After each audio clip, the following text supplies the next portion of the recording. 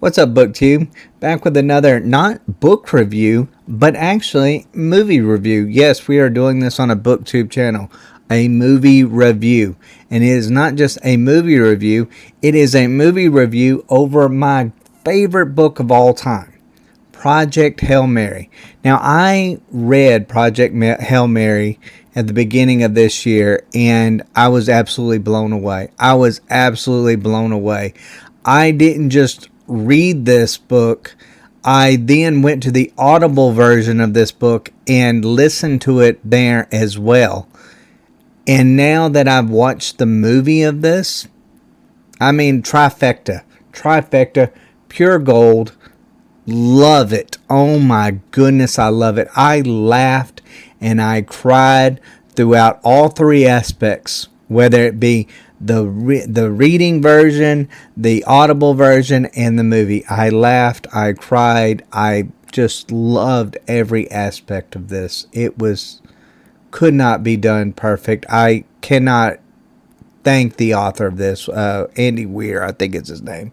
Fantastic book. I mean, this was one book that I will say I was very hesitant to go into because I thought, a dude in a spaceship, how fun could that be? I was wrong. Oh man, was I wrong.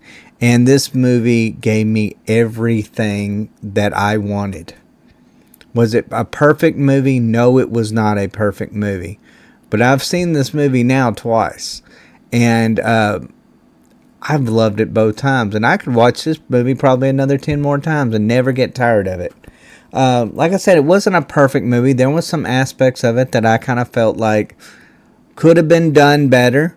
But overall, I mean, Ryan Gosling, perfect guy for Grace. And his relationship with Rocky, I mean, that was just the heart and soul of the book. It was the heart and soul of the audio version. It was the heart and soul of the movie. And I dare say, I think maybe even the movie did it better in a lot of different ways than even the book, which is hard to believe. But I actually think that it worked out that way. I mean, the friendship, this has got to be, to me, at least in my respect, has to be one of the greatest friendships that I've ever seen on television screen, or a movie theater screen, or a book. I've just really, truly am just amazed by it every single time that I go back into this world. But let's go about the things that were actually good and the things that could have worked on a little bit more. Now, as far as the visuals are concerned, perfect. It almost kind of was like a visual overload at times when they were in space. It just kind of had that feel to it. It's like almost a warp drive that you're seeing, which was kind of cool in a non-Star Wars or non-Star Trek kind of movie. So I actually really enjoyed that aspect of it. I'll tell you another aspect to it that I actually thought was pretty cool and looked really good on screen was when they're like showing things from the real world in like their gigantic TV screen that's on his ship.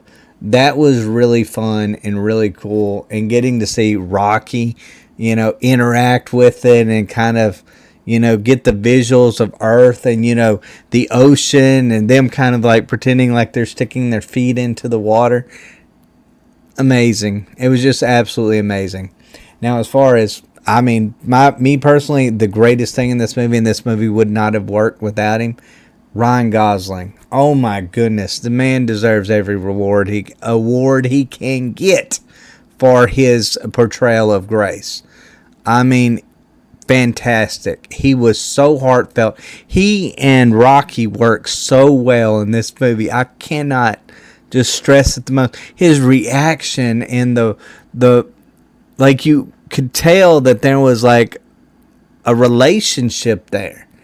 You could see it on the screen. Acting that was superb. Just superb. Like I said, it's a man on a ship. And for, a part of it, it's just him on the ship. But it never feels boring when it's just him. And it never felt boring when there was a flashback, and it never felt boring when he's on screen with Rocky. There was just no point in this movie did I feel bored at all. I loved it completely and totally, and Ryan Gosling was a perfect guy for this role. As far, I already mentioned the friendship, heartfelt, charming, should just be, top of the friendships that I've ever seen in any kind of movie or book. Which going into this, I kind of expected that. So it wasn't really much of a shock when I saw it on screen, because I'm like, they could probably screw it up, but it would be really hard to, because it's just done so well in the books. Now, as far as the flashback sequences, I thought they did that really well. I did get a sense of who the people were. Not as much as what I got in the book. I will say this is like a pro and a con to a certain extent.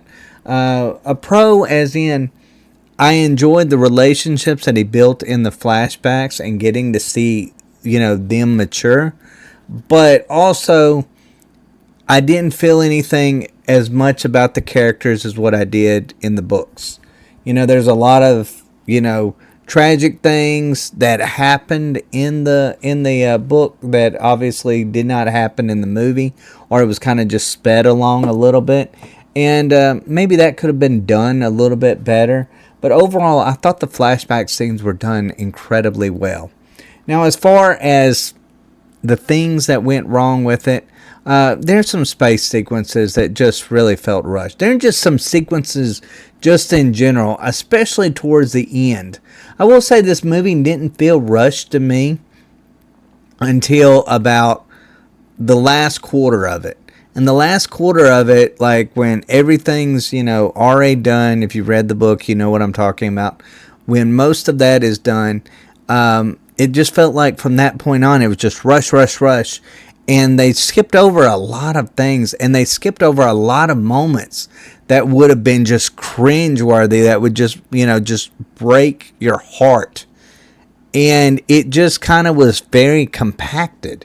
And it's a long movie. It's like 2.5 hours long. So, I kind of almost wish that they would have left off maybe some of the flashbacks, or maybe some of things in the movie, and just maybe went more towards the last part of it. Because to me, the last part of this of the book was actually the best part of the book. It to me was the best part of the book. So I was really kind of disappointed in that regard. I didn't like how it was just all kind of compacted, and it just kind of flew on the screen, and it didn't have the emotional impact that it did in the book.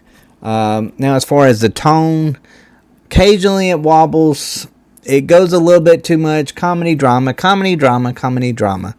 But it wasn't really that big of a deal to me. And as far as a few, there's a few plot things that just didn't really work very well.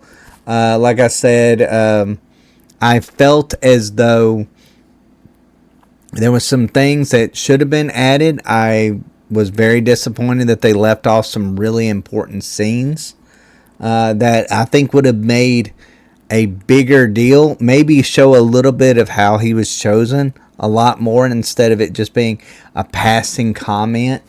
Show the struggle that he went through a little bit more. Seemed like we're just kind of thrown into this, and he's accepting a little bit too much. Where in the books, as he slowly kind of matures to get his thoughts back, he goes through a phase of depression. And you see it more on screen. And I kind of felt like that was done more in laughs than it was in the emotional trauma of finding yourself in space and not knowing who you are, or what's going on, or what you're supposed to do, or how you're going to get back home. I felt like that should have been done less for laughs and more, just show the emotional trauma that would have occurred in that situation. Overall, this is a book. Not a book. I'm so used to doing book reviews on here. This is a movie that, it's my favorite movie of the year. It's my favorite movie of the year. Now, that might not be saying very much because I don't really like a lot of movies. I don't watch a lot of movies.